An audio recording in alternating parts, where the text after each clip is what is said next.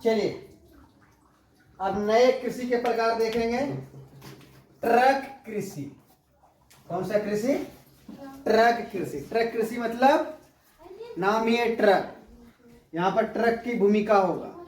Truck की भूमिका का मतलब यहाँ पर जो है ऐसे खेती में सिर्फ और सिर्फ सब्जी और फल को उगाया जाता है। क्या उगाया जाता है ट्रक कृषि में? सब्जी और फल। और सब्जी और फल ऐसे जगह में उगना चाहिए जहां पर कि यातायात का साधन। तो यहाँ पर ट्रक कृषि में जैसे उदाहरण के तौर पर अगर बात करें तो जैसे कि हमारे यहाँ देखिए रोड भी है, ठीक है।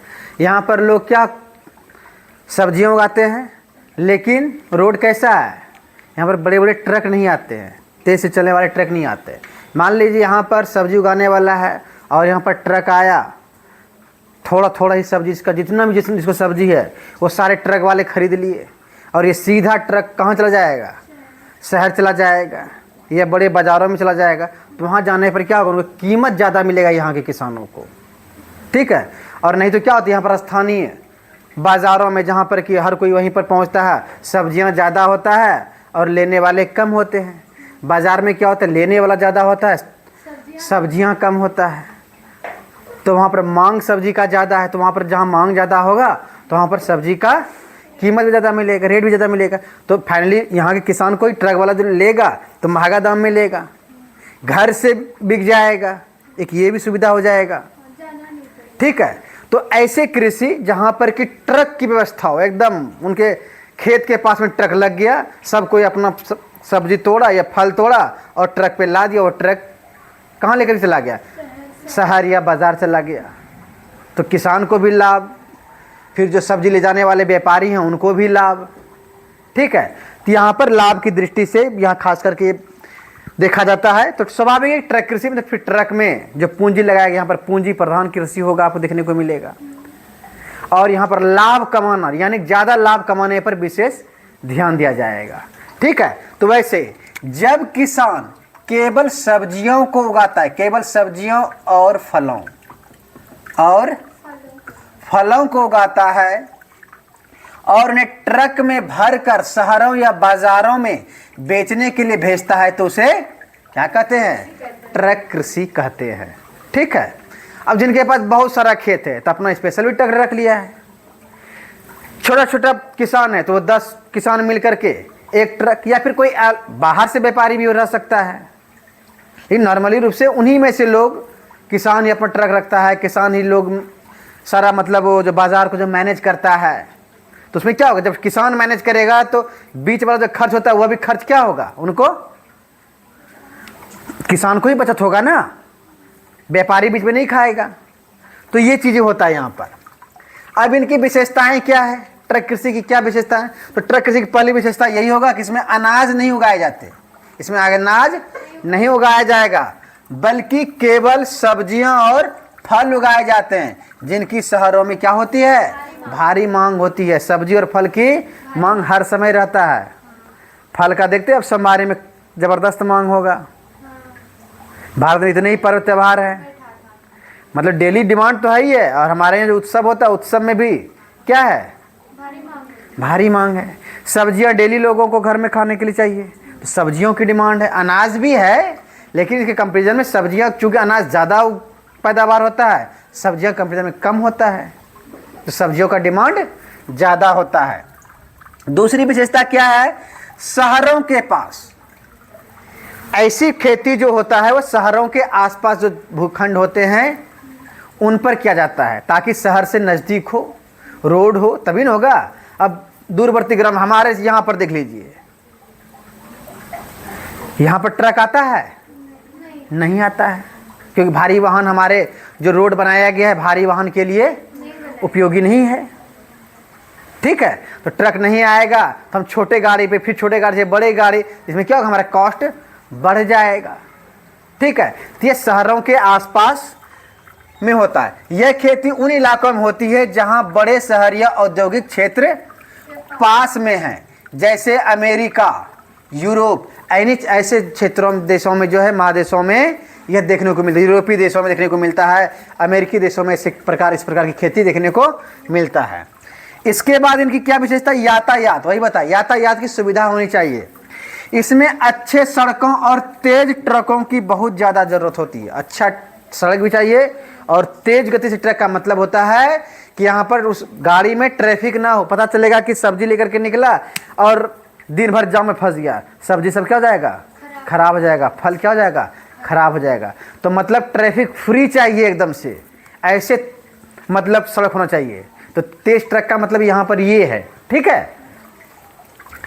अधिक पूंजी की, स्वाभाविक है, ट्रक लगेगा, रोड का सुविधा अच्छा हो, इसमें पूंजी लगेगा नहीं लगेगा, तो अधिक पूंजी की आवश्यकता होती है। इसमें हाइब्रिड बीज, ध्यान रखिएगा, एक तो वो होगा, उसके बाद खेती करने में भी जो है हमें पूंजी लगता है। मान ली ट्रक हम नहीं खरीद, ट्रक हम भाड़े वाले किसी से बात कर लें, लेकिन खेत में जो लगाएंगे बीज अच्छी क्वालिटी का लगाएंगे तभी ना, क्योंकि शहरों में करेली ऐसे है चलेगा, बैगन यूं है, आलू में 2 नोकना निकलल है, चलेगा। वहाँ क्या चाहिए, एकदम सीधा एकदम फ्रेश सब्जी चाहिए, ठीक है। तो उसमें क्या होगा, हाइब्रिड बीज की जरूरत, ताकि उत्पादन भी क्या हो, ज़्यादा हो, अच्छे क्वालिटी का हो। और हाइब्रिड बीज का आपको बता ही दिए, भले ही आपका क्लास भी चल रहा है, साथ में पैरेलल चल रहा है कि हाइब्रिड बीज में जो भी है अभी बहुत प्रकार के, जैसे कि जीन मॉडिफाइड वाला क्रॉप आया है, बताया है ना, कि उनमें जो है ऐसे भी बीज है जो बीज में क्या होता है, कीड़ा नहीं लगेगा, तो उनका उत्पादन क्या होगा, ज़्यादा होगा। ऐसे भी बीज आ रहे हैं जिन मॉडिफाई करके, जिनमें उनमें पोषक तत्वों के गुण पाए जा रहा है, ठीक है। तो अच्छे अच्छे किस्म के जो हैं आपके सब्जी क्या होगा, जैसे कि हम बताए थे ना, बीटी ब्रिंजल, बीटी ब्रिंजल यानी कि बैगन। अब बीटी बैगन, चूंकि हमारे भारत देश में बीटी बैगन पर पाबंदी है, बांग्लादेश में बीटी बैगन पूरा है। अब बैगन का गाछ लगा दिए, आराम से घर में सोइए जाके सीधा उनका फसल तोड़िए, एक भी कीड़ा उनको बर्बाद नहीं करेगा। और हमारे यहाँ बैगन लेते हैं तो रात में हिम्मत ही नहीं होगा कि बैगन को काट के सब्जी बनाए, कहीं ना कहीं, हाँ ठीक है, पूरा रात में लीजिएगा पूरा लगेगा बढ़िया, देखेगा पतला पूरा अंदर में, हाँ है ना। तो ये चीज़ें, तो बीटी ब्रिंजल में क्या होता है, कीड़ा नहीं लगता है, तो बर्बाद नहीं, फसल उत्पादन क्या होगा, बढ़िया होगा, ठीक है। खाद, यहाँ इसमें खाद का उपयोग ज़्यादा होता है और सिंचाई के लिए ज़्यादा पैसे लगते हैं, सिंचाई के लिए ज़्यादा पैसे, मतलब जैसा फसल है उस प्रकार से सिंचाई को व्यवस्थित किया जाता है। टपक सिंचाई, फव्वारा सिंचाई, पढ़ेंगे सिंचाई के प्रकार, पढ़े हैं ना, तो ये सबसे, टपक सिंचाई पढ़े हैं, फव्वारा सिंचाई नहीं, बताइए। मान लीजिए क्या है, एक पौधा है, इनको कम पानी चाहिए, तो यहाँ पर एक उपकरण लगाया जाता है, बूंद बूंद बूंद बूंद पानी गिरते रहता है, जरूरत हुआ फिर बूंद बूंद बूंद के, जे बोलते टपक सिंचाई। एक फव्वारा सिंचाई होता है इस प्रकार का, पूरे खेत में बिछा हुआ रहता है, हाँ वो चलते रहता है, तो बोलते हैं क्या, फव्वारा कृषि के मतलब सिंचाई आए। हाँ कहाँ देखे थे, मेरे खेत के पास। हाँ हो सकता है, सब जला फला करके वो क्या कर दिया, चूल्हा जला दिया यहाँ के लोगों, किसानों ने उसका चूल्हा में जला दिया, सब तो पाइप सबको उपयोग नहीं किया यहाँ पर, ठीक है। नहीं होगा क्यों नहीं, चाहेगा करना तो ना होगा, एकदम होगा। श्रम, स्वाभाविक ही सब्जियों को देख रेख करने के लिए, उनका निराई कुड़ाई करने के लिए क्या चाहिए, यहाँ पर वैसे मशीनों का भी प्रयोग किया जाता है, लेकिन उसके बावजूद यहाँ पर मजदूरों की अति आवश्यकता होती है, ठीक है। उसके बाद अब यहाँ पर देखेंगे, ये तो हो गया आपका कृषि के प्रकार, हम देख लिए कृषि के प्रकार देख लिए ना, चल कृषि देख लिए, वाणिज्यिक कृषि देख लिए, देखे ना, उसका मिश्रित कृषि भी देख लिए, ठीक है, उनमें सारे प्रकार की कृषि देख लिए। अब यहाँ पर देखेंगे कृषि का संगठन होता है, संगठन का मरकज मतलब यहाँ पर समझिएगा, कृषि करने के 2 प्रकार होते हैं। एक तो इंडिविजुअल यानी अलग अलग करते हैं, हमारा खेत है, हम अपने खेत में कुछ भी रोपे, जो मसूर खेसारी, कोई लेना देना नहीं है। एक होता है कि समूह के रूप में 10 व्यक्ति 20 व्यक्ति 10 किसान 20 किसान मिल करके हम एक समूह बना लें और उस समूह से में क्या करेंगे, हम खेती करेंगे। मतलब यहाँ पर देखिए होता क्या है कि समूह बनाने के बाद मतलब क्या होता है, मान लीजिए ये प्लॉट है, पूरा का पूरा प्लॉट है, क्या होता है अलग अलग फसल लगाने पर क्या होता है कि समस्या होता है अगल बगल वाले को। तो एक प्रकार का खेती लगेगा तो यहाँ पर अचानक एक बार में ट्रक वाला आएगा, एक जगह पूरा एक ही फसल हुआ लेकर के वह चला जाएगा। सब कोई मिल करके करेगा तो क्या होगा, जब सब कोई मिल करके करेगा तो थोक में लाएगा सामान। बीज भी लाना है, पूरा डब्बा लाना है, खाद लाना है पूरा, मतलब बोरा जो है वह एक बार एक ट्रक मंगा लेगा तो क्या होगा, थोक में जब आएगा तो उसको ये सब सस्ता पड़ेगा। ठीक है, उसके बाद मान लीजिए 10 ठो किसानों का खेत है, उसमें 2 किसान गरीब है, उनके पास पैसा नहीं है, तो 10 किसान क्या करे, कुछ कुछ पैसा समूह में जमा करता है और उनके लोन के रूप में देता है कि चलो तो हम तुमको कर्जा दिए, जब फसल होगा तो फसल से पैसा हमको दे दीजिएगा। तो इससे क्या हो जाएगा कि उसका भी खेत प्रति नहीं रहेगा। मान लीजिए 10 व्यक्ति है का खेत है, अब 2 व्यक्ति, एक उस किनारे में पड़ती है, एक बीच में पड़ती है, एक उधर पड़ती है, अब लोग पशु चराने चला जाएगा प्रति खेत में, तो फसल वाले को भी क्या हो रहा है, थोड़ा बहुत नुकसान पहुंचा दे ही देगा। थोड़ा सा मिस हो गया फसल, पशु चर जाएगा, इसे नुकसान भी हो सकता है। तो जब सब मिल करके करेगा तो उनका समाधान भी हो जाएगा, भाई कोई बात नहीं, गरीबी है, पैसे नहीं है आपको, तो पैसा क्या करेगा, इन्हीं लोगों ने मिलकर देगा, और जब फसल होगा तो फसल से वो क्या कर लेगा, पैसा ले लेगा। तो इससे उनका भी हित होता है, किसानों का भी हित होता है, और अच्छे फसल भी होते हैं, बाजार को अच्छा फसल भी मिल जाता है, सभी के मांग यहाँ पर क्या होता है, पूरी होती है। तो कृषि का जो संगठन, 2 प्रकार के संगठन है, एक संगठन होता है सहकारी संगठन और एक होता है सामूहिक संगठन। तो हम बात करते हैं सहकारी, अभी जो हम ये बात की हम सहकारी कि यानी कि 10 किसान मिलकर के, 20 किसान मिलकर के, 100 किसान मिलकर के एक क्या बना दिए, एक तरह का समूह बना लिए, और समूह में वह कुछ पैसा भी इकट्ठा करके रखे, जो ऐसे व्यक्तियों को जो नहीं कर पा रहे तो उनको वह लोन भी मुहैया करा पाए। फिर वह बीज मंगाना, तो एक साथ में बीज मंगा रहा है, एक साथ में जाकर के फसल भी बेच रहा है, एक साल में उत्पादन भी लेकर जा रहा है। हमको धान ही लगाए हैं तो ट्रक मंगाए, ट्रक पे धान लेकर के, अब 10 व्यक्ति, एक व्यक्ति बनाएगा तो साइकिल से धान पहुंचाना पड़ेगा, छोटे गाड़ी से, तो किसान का भी लाभ कम हो गया, और वहां पर क्या होगा, किसान को भी लाभ होगा और बाजार को तो फायदा है ही है। चलिए, तो यहां पर हम पहला देखेंगे सहकारी कृषि।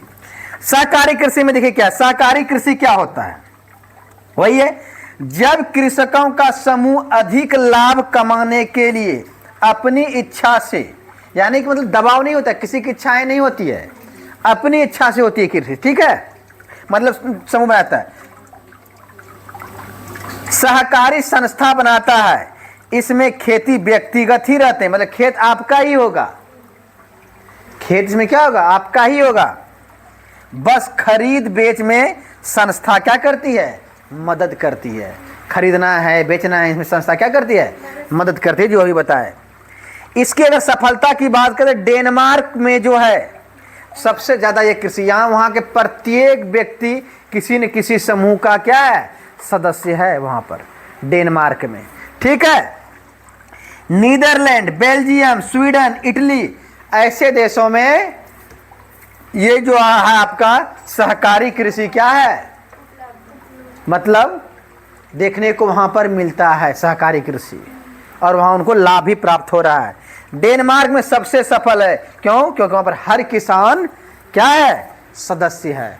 ठीक है, अगला है सहकारी कृषि की कुछ मुख्य विशेषताएं, कि क्या क्या विशेषताएं हैं। पहला विशेषताएं क्या है, स्वैच्छिक संगठन, इसमें किसान अपनी मर्जी से शामिल होते हैं, उन पर कोई दबाव नहीं होता है, अपनी मर्जी से होता है, अगर नहीं होता आप निकल भी सकते हैं। ठीक है, लेकिन जहां लाभ होने लगेगा तो क्यों निकलेगा, एक जगह सबको समूह बना करेगा तो लाभ होगा ना, लेकिन हमें दूसरे समूह में जाना है तो आप दूसरे समूह में भी जा सकते हैं। ठीक है, भूमि का मालिकाना हक, भले सामूहिक कृषि होता है लेकिन भूमि का मालिकाना हक उसी किसान का होगा जिस किसान का क्या होगा, जमीन होगा। सबसे खास बात यह है कि किसान की जमीन उसी की रहती है, लेकिन खेती सब मिलकर एक बड़े खेतों की तरह करते हैं, यानी कि एक बड़े खेत में करते हैं सब मिलकर के, लेकिन जो खेत जिसका है उसी का रहेगा। अगर उसको अलग होना है तो वो अलग होकर अपना खेत लेकर के, उसको यह नहीं कहेगा कि खेत अब समूह मिल गया तो हमारा सब समूह होगा, ऐसा नहीं होगा। खेत आपका होगा, उनके फसल का जो है पैदावार जो होगा वह आपको बाज़ारों तक पहुंचाने में या खरीद बिक्री करने में आपको क्या करेगा, मदद करेगा। संसाधनों का मिलना, संसाधनों का मिलना का मतलब सभी किसान अपने संसाधन जैसे हल, ट्रैक्टर, पैसा एक साथ मिला लेते, एक साथ मिला लिया। 10 ठो मिल करके एक ट्रैक्टर खरीद लिया, क्या दूसरे हम ट्रैक्टर में लेने जाएंगे, अपना ट्रैक्टर है, समझे ना। तो अपना ट्रैक्टर है, कोई टेंशन ही नहीं है। पैसा वही बताया, जो गरीबों को किसी को पैसा नहीं तो पैसा भी दे उपलब्ध करा दिया, ठीक है। ये सब मिल करके काम करते हैं। सामूहिक खरीद और बिक्री, खाद, बीज और कीटनाशक थोक में सस्ते मतलब खरीदे जाते हैं। थोक में बताए ना आपको कि एक बार थोक में लेगा, होलसेल रेट में लेगा तो सस्ता पड़ेगा। और फसल को भी सामूहिक रूप से अच्छे दाम पर क्या करते हैं, बेचते हैं। अगला है लाभ का बंटवारा। लाभ का बंटवारा कैसे करेगा, स्वाभाविक है, जिसका जितना फसल हुआ वो अपना आप लाभ ले ले, कोई झंझट है, कोई झंझट नहीं है। खेती से जो भी मुनाफा होता है वह किसानों के बीच उनकी जमीन के आकार और उनके द्वारा किए गए काम के हिसाब से बांट दिया जाता है। जिनका जमीन जितना है उनके हिसाब से बांट दिया, जिनका जितना लागत उनके हिसाब से बांट दिया। तो मान लीजिए किसी का अगर थोड़ा बहुत फसल 19 भी हो गया तो उनको नुकसान नहीं हुआ, समझे ना। एक सपोर्ट भी मिल गया कम फसल खराब होने से, समझ में आया। अगला है सामूहिक कृषि, दूसरा प्रकार का। ये कौन प्रकार का, सामूहिक कृषि। यह कृषि खास करके यूएसएसआर का बात बोले तो पहले अभी जो रूस है, रूस में बहुत सारे देश पहले मिला हुआ था, ठीक है, उसको बोला जाता है यूएसएसआर या फिर संयुक्त राष्ट्र संघ। चलिए आगे है सामुदायिक कृषि की मुख्य विशेषताएं। इनकी विशेषताएं क्या क्या है। संसाधनों का समाजीकरण, मतलब जो भी संसाधन होगा वहां पर इस सारे समाजीकरण का मतलब यहाँ पर सरकार का इस पर क्या होगा, नियंत्रण होगा। इसमें जमीन, जानवर और मशीन पर किसी एक किसान का हक नहीं होता है, बल्कि ये पूरे समूह के माने जाते, बल्कि क्या माने जाते हैं, पूरे समूह का। और वह भी समूह किस प्रकार से, वो समूह पर नियंत्रण कौन कर रहा है, सरकार करती है, ठीक है। और वहाँ पर हम क्या देखे थे, समूह के व्यक्ति डिसीजन लेता था, समूह में जो भी लाभ होता था समूह में बढ़ जाता था, लेकिन यहाँ पर आप ऐसा नहीं देखेंगे। दूसरा है विशेषता है सरकार का नियंत्रण, यानी कि इस समूह पर सरकार का नियंत्रण था। और वहाँ पर किसका था, हर व्यक्ति का नियंत्रण अपने समूह पर था। सब अपने, हाँ, सब कोई अपनी जमीन पर क्या, समूह पर भी, उनके लाभ पर भी, सब क्या था, सबको बराबर बराबर बांटा जाता था ना, जमीन और लागत के हिसाब से। इसमें काम करने के तरीके और उत्पादन का लक्ष्य अक्सर सरकार तय करती थी, मतलब करती है, यानी कि इसमें क्या करता है, कितना काम करना है, कौन सा फसल लगाना है, ये तय कौन करता है, सरकार। वहां पर तय कौन कर रहा था, किसान, ठीक है, समूह के किसान तय करता था, लेकिन यहाँ पर सरकार तय करती है कि साल में कितनी फसल उगानी है, कितने फसल उगाना है, बेहतर फसल उगाना तो उसको बेहतर तरीके से उनको उत्पादन किया जाए, क्या उगाना है, ये सारे तय कौन करती थी, मतलब सरकार तय करती है। सभी को काम करना जरूरी है, वहाँ पर यह अनिवार्य नहीं था, लेकिन यहाँ अनिवार्य है, सभी कोई काम करेगा, और नहीं करी आदत करता था काम तो उसको सरकार दंडित भी करती थी, ठीक है। यूएसएसआर बहुत खतरनाक था वो, उसमें जो उसमें का शासक हुआ करता था स्टालिन, लेनिन, ठीक है। और जब मिखाइल गोर्बाचोव हुआ तब जाकर के थोड़ा सा स्थिति कम हुआ। लेनिन पूरा निरंकुश, उससे भी ज़्यादा निरंकुश स्टालिन हुआ, उसके बाद मिखाइल गोर्बाचोव थोड़ा सा लिबरल हुआ, लिबरल होने के बाद वो तो यूएसएसआर का क्या कर दिया, विखंडन ही कर दिया, ठीक है। समूह के सभी सदस्यों को खेत में काम करना पड़ता है। इस प्रकार की खेती में काम के बदले भुगतान, काम के बदले क्या भुगतान, किसानों को उनके जमीन के हिसाब से नहीं बल्कि उनके द्वारा किए गए काम की प्रकृति के अनुसार भुगतान किया जाता था। जितना काम करेंगे उसके हिसाब से आपको भुगतान किया जाएगा, जमीन के हिसाब से नहीं किया जाएगा। एक तरह से कहाने का है आपका जमीन, लेकिन सारा जमीन का मालिक कौन है? सरकार है। ठीक है। छोटे निजी टुकड़े, एक छोटा सा टुकड़ा भले उसको दिया जाता था कि जरूरत वाला मान लो सब्जी उगाना है, ठीक है, खीरा लगाना है, कुछ फल फ्रूट उगाने के लिए, अपने खाने पीने के लिए आप छोटा सा टुकड़ा आपको दिया जाता था। वो बेचने के लिए नहीं, आपको यूज करने के लिए। सदस्यों को अपनी दैनिक जरूरतों सब्जी फल आदि को पूरा करने के लिए जमीन का एक छोटा सा टुकड़ा उसे उपलब्ध कराया जाता था। ठीक है। ये था, मतलब ये है, था नहीं बल्कि है। अगर इस प्रकार की कृषि कहीं भी होगा, यूएसएसआर का तो हम उदाहरण दिए, अगर कहीं ऐसा कृषि होगा तो इसी प्रकार का कृषि होगा। ठीक है। तो यहाँ था का हम यूएसएसआर पे लागू करेंगे। और अभी जो इस प्रकार का कोई कृषि करना चाहेगा, जो भी देश, तो इस प्रकार का उन पे लागू होगा। ठीक है। अब एक और आपका टॉपिक है, उसी में टॉपिक है खनन। कृषि के अंतर्गत में खनन भी आता है। ठीक है। ऐसा नहीं कि हम लोग पशुपालन और सब्जी उत्पादन और अनाज उत्पादन में, बल्कि खनन भी जो है एक तरह का कृषि में ही आता है। क्योंकि हमें प्रकृति से ही क्या मिलता है? प्रकृति से प्राप्त करते हैं ना, यानी प्राथमिक क्रियाएं। ठीक है। कृषि नहीं बल्कि हम बोलेंगे प्राथमिक क्रिया। वैसे आपका उत्पादन, जब आप बात करेंगे कि हीरे की खेती होती है, खेती नहीं होती बल्कि हीरे का उत्खनन होता है, खोज होता है। ठीक है। तो यहाँ पर खेती शब्द अच्छा नहीं है, यहाँ पर हम सीधा बोलेंगे खनन जो है प्राथमिक क्रियाओं के अंतर्गत में आता है। प्राथमिक क्रियाओं का हम विशेषता क्या बताए थे? प्राथमिक क्रियाओं की विशेषता हम यह बताए थे जो हमें सीधे प्रकृति से क्या हो प्राप्त होता है, उसे हम कहेंगे प्राथमिक क्रिया। और हम मेरा चैप्टर ये क्या है? प्राथमिक क्रियाएं। तो अब प्रकृति से हमने धान ले लिया, प्रकृति से हमने गेहूं ले लिया, चावल ले लिया, प्रकृति से हमने क्या कर लिया? पशु पाला, पशु का मांस खाए ना, पशु का मांस बेचे, सब चीज कर लिए, पैसा भी कमा लिए। अब अगला है प्रकृति हमें खनिज भी देती है। खनिज का मतलब यहाँ पर जैसे कि आपको कोयला, लोहा, तांबा, हीरा, सोना, जिसमें कनवाली नकवाली पहनते हैं ना, हाँ, तो सब हमें कहाँ से मिलता है? प्रकृति से। कनवाली हमको प्रकृति से नहीं मिलता है, ध्यान रखिएगा। कनवाली द्वितीयक हो जाएगा। प्राथमिक क्या हुआ? जो खदान से सोना निकाले, जो उनके मिनरल्स, रॉ मटेरियल जो निकाले, उनको बोलेंगे। ठीक है। तो सबसे पहले इसका थोड़ा सा इतिहास दे लेते हैं, खनन कैसे होता है। सबसे पहले धरती पर खोजा जाने वाला धातु कौन सा था? तांबा था। क्या था? तांबा। इसी के कारण इस युग का नाम ही पड़ गया ताम्र युग। सबसे पहला खोजा जाने वाला खनिज कौन सा था? तांबा था। उसके बाद कांसा का युग आया, कांसा बनने लगा। कांसा कैसे बनता था? तांबा में टीन मिला करके कांसा बनता है। केमिस्ट्री में पढ़े होंगे आप लोग। हाँ, उसमें था हड़प्पा। ठीक है ना। हाँ, हड़प्पा सभ्यता को कांस्य युगीन कहा जाता है। ठीक है। क्या हुआ? उसके बाद आया लौह युग। ये लौह युग कहा जाता है कि इतिहास में एक बहुत बड़ी क्रांति लाया।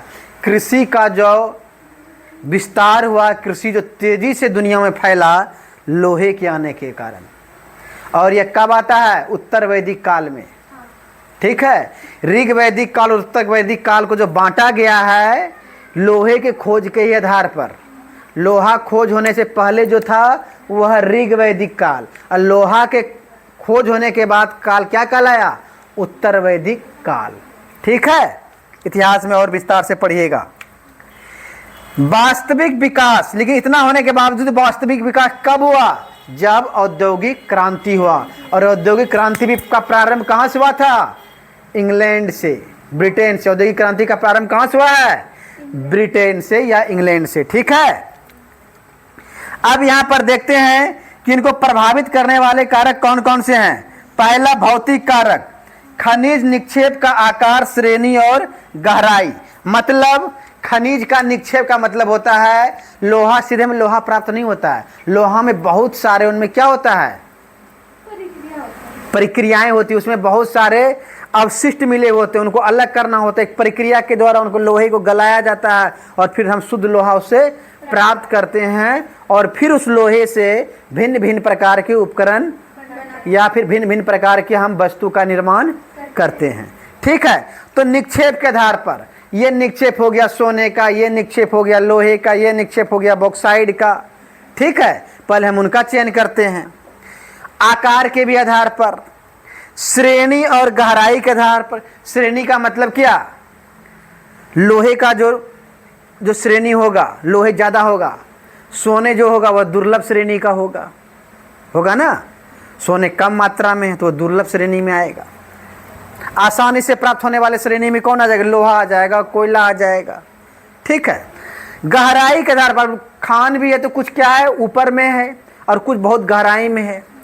भूपर्पटी के जो ऊपर वाले भागों में हमें खनन मिलता है वह क्या होगा, ऊपर होगा। जो ना नीचे होगा तो नीचे से खनिज को निकालना महंगा होगा, क्योंकि उसमें गहराई से जा करके चाहे मशीन का उपकरण हो या फिर मजदूरों से हम लगाएं उसमें वो खर्चीला होगा। ठीक है, अगला है आर्थिक। मांग, तकनीक, पूंजी, यातायात और श्रम। मतलब यहाँ पर इनके कारक क्या है, आर्थिक का मतलब खनिज जो है, खनन जो होगा, खनन मांग पे डिपेंड होगा। मान लीजिए आज से लोग लोहा का जाकर के उपकरण सामान लगाना बंद कर देगा, लोहा का डिमांड रहेगा। लोग गहना पाना छोड़ देगा, पायल पाना छोड़ देगा, नकवाली कनवाली पाना छोड़ देगा, सोने का पूछ होगा। मान लीजिए मन बदल गया, सोना में कुछ बीमारी निकल गया, सोना होने के जैसे सोना लग जाए कान खाना स्टार्ट कर दे, पैर में चांदी पड़े तो पैर में कोई बीमारी हो जाए, कुछ ऐसा आपदा आ जाए, सोना आपको के लिए नुकसानदेह हो जाए, छोड़िएगा नहीं छोड़िएगा। जब सोना छोड़ देगा, मांग नहीं होगा तो उसे खनन करेंगे हम, खनन करेंगे नहीं करेंगे। तकनीक यानी किसी भी खनन को निकालने के लिए हमें तकनीक का टेक्नोलॉजी का आवश्यकता होता है। गहराई से निकालना है तो उसका अलग टेक्नोलॉजी है, ऊपर से निकालना है तो उसका अलग टेक्नोलॉजी है। पूंजी बहुत ज़्यादा भी लगेगा, कुछ कम भी लगेगा। ऊपर का खनन करेंगे तो कम पूंजी, गहरे में जाकर इतना गहराई में करेंगे वहाँ पर तकनीक और पूंजी ज़्यादा लगेगा। यातायात का साधन भी होना चाहिए। अब हम मतलब मान लीजिए निकाल लिए, अब गाड़ी से पहुँचाने का सामान नहीं है, मतलब गाड़ी का संसाधन नहीं है, यातायात संसाधन नहीं है, उद्योग तक पहुँचेगा। जब उद्योग तक पहुँचेगा नहीं तो इस खनिज का उपयोग हो पाएगा, तो उनके संसाधन भी चाहिए और श्रम तो चाहिए। मजदूरी नहीं रहेगा तो खनन कौन करेगा, कौन करेगा। खनन की परिभाषा बात करते हैं। भूपर्पटी से मूल्यवान धात्विक और अधात्विक खनिज को निकालने की प्रक्रिया को क्या कहते हैं, खनन कहते हैं। यानी कि भूपर्पटी आपको पता है ना, 3 प्रकार के भूपर्पटी होता है, मेंटल होता है, कोर होता है, पढ़े हैं ना भूपर्पटी। तो भूपर्पटी वाले जो एरिया होता है उन्हीं पर हम क्या करते हैं, खनन निकालते हैं, उन्हीं से हम खनिज को निकालते हैं। अंदर मेंटल में नहीं, वो पिघला हुआ है, जल जाइएगा। ठीक है, अब खनन के अगर प्रकार की बात करें, खनन 2 प्रकार का होता है, भूमिगत खनन और धरातलीय खनन। भूमिगत का मतलब समझ में आ रहा है कि भूमि के बहुत अंदर जा करके, धरातली का मतलब थोड़ा बहुत हटाए और हमको मिल गया। धरातली खनन, जब खनिज सतह के पास हो, सबसे सस्ता और सुरक्षित तरीका, उपकरण पर कम खर्च और उत्पादन तेजी से होता है। भाई गए कोदरा लेकर गए मट्टी थोड़ा बहुत हटाए, खनिज निकलने लगा, सस्ता है। लेकिन अब जहाँ पर हमको 4 किलोमीटर, अफ्रीका में 4 किलोमीटर पे जाकर के सोना है, अब कितना खर्च होगा। पता चलेगा कि सोना को जितना निकालने में खर्च नहीं है, मतलब जितना निकालने का उसको पैसा नहीं होगा, उससे ज़्यादा हमको निकालने में खर्च हो रहा है। तो ऐसे खनिज मेरे कोई काम हो पाएगा, नहीं आ पाएगा।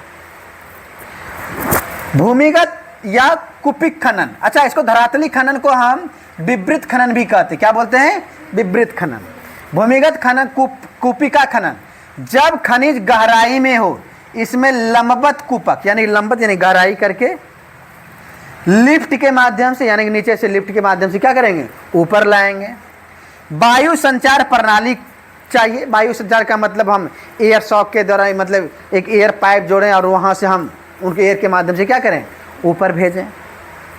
जोखिम, इनमें जोखिम खतरा होता है, जितना अंदर जाएंगे तो हो सकता है कोई जहरीला गैस का रिश्ता हो जाए। वहीं देखते हैं ना कभी कभी पुराना कुआं में कोई घुस जाता है, कि डुमरिया में हुआ था ना, पुराना कुआं में घुसा और डेथ हो गया, जो कि बहुत कम गहराई में है। उतना गहराई में सोच लीजिए। जहरीले गैस, आग, किसी कारण से गैस है उसमें, अब लेबर गया और जाकर बीड़ी पीने लगा, धर लेगा, समझ गए। बाढ़ यानी कि नीचे पानी भी तो है, खोलते खोलते पानी का जो लेयर आ गया तो क्या हो जाएगा, पूरे पानी भर जाने हो जाएगा, डूब के मर जाएगा। गुफाओं को धंसने का डर, गुफा खाते खाते ऊपर से किसी तरह क्या हो गया, धंस गया। बहुत ऐसा घटना अभी हुआ है कुछ दिन पहले ललमटिया में, बहुत लोगों का डेथ हो गया था। ठीक है, कोयला का खाना। हाँ, कोयला के खान में। वैश्विक प्रवृत्ति यानी कि विश्व स्तर पर इनका क्या स्थिति है, विकसित देश खनन से पीछे हट रहे हैं। खनन में बहुत खर्चीला है, जिस कारण सोचता है कि खनन विकासशील देश करे, हम उनसे खनन किया हुआ सामग्री मंगा लेंगे। ठीक है, तो श्रमिक लागत अधिक होने से विकसित देश इससे दूर भाग रहे हैं, लेकिन विकासशील देश जो है जैसे दक्षिण अमेरिका, अफ्रीका, एशिया महादेश, इस सब के जो देश हैं इसे महत्व दे रहा है, क्योंकि उनके पास सस्ती लेबर, इनके पास मजदूर क्या है, सस्ता यहाँ पर मिल रहा है, बहुत सारा लेबर। तो जिस कारण से यहाँ पर ये विकासशील देशों ने खनिज पर का मतलब खनन पर विशेष ध्यान दिया है। विकसित देश सोचता है कि हमें खनिज खनन ना करना पड़े, बल्कि हम खनन किया हुआ हमको मिल जाए तो ज़्यादा बेहतर होगा। समझ गए। तो इस प्रकार से आपका इस चैप्टर की क्या होती है, समाप्ति होती है। कल मिलेंगे नए चैप्टर के साथ। इसका नोट्स जो है आपको मिल जाएगा, एकदम सुंदर सा क्वेश्चन आंसर सहित मिल जाएगा।